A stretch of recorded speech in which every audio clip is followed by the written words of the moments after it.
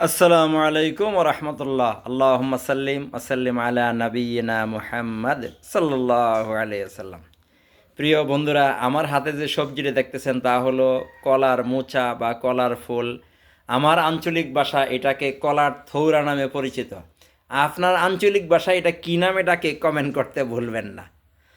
তবে কলার মোচার বিশেষ উপকারিতা, এতে রয়েছে পর্যাপ্ত আয়রন, ক্যালসিয়াম, ফসফরাস এবং ফাইবার, যা ক্যালসিয়ামের ঘাটতি পূরণ করে, কোষ্ঠকাঠিন্য সারায়, রক্ত স্বল্পতা দূর করে এবং হজমের সহায়ক, এবং যাদের দাঁত এবং হাড়ের ক্ষয় রোধ করে, এবং গর্ভবতী মায়েদের জন্য উত্তম টনিক, ডায়াবেটিস রোগীদের জন্য আদর্শ খাবার।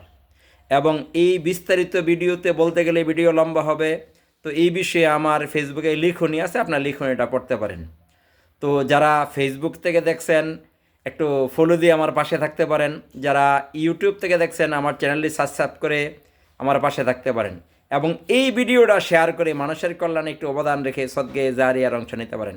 আসসালামু আলাইকুম ওয়া রাহমাতুল্লাহ।